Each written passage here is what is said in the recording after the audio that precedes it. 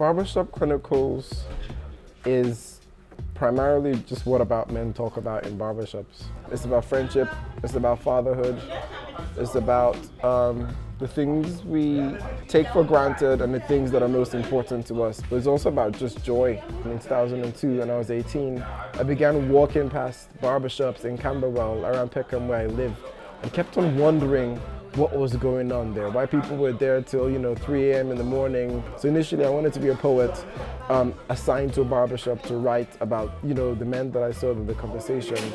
And the more time I spent there, the more I just found myself in the ridiculous conversations we're having. And I rediscovered a way of being that I left in Nigeria. And one of the things I wanted to do was just to bring that back into the spotlight, to remind myself, to remind men of color, immigrant men, sometimes that these conversations that they used to have, they are still being had right now in this country.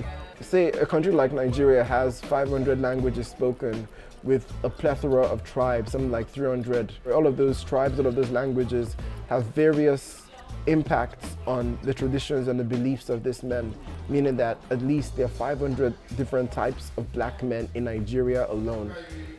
If we go across the continent itself, where if you go to a country like Kampala, I think there are about 56 or 7 tribes there in Uganda, and each country has their own various sort of nuances. It means that on the continent alone, there are at least a conservative amount to put 3,000 to 4,000 different types of black men, and that is wedded to their language, their traditional practices, etc. And yet, when we create characters of African descent, they tend to be Nigerian. They tend to have, one sort of typical humor, and etc. And I just wanted to show how different it is.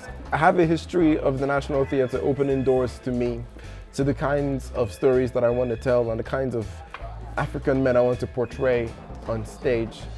At this particular time where there's this rise of nativism and nationalism and racism right across Western Europe, right across the world arguably, for me it's just very, very important.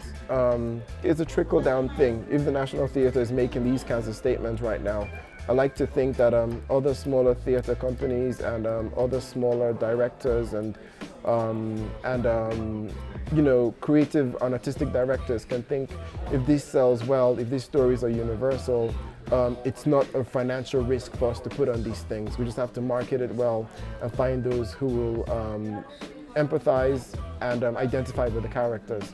So yeah, I think it means a lot to me.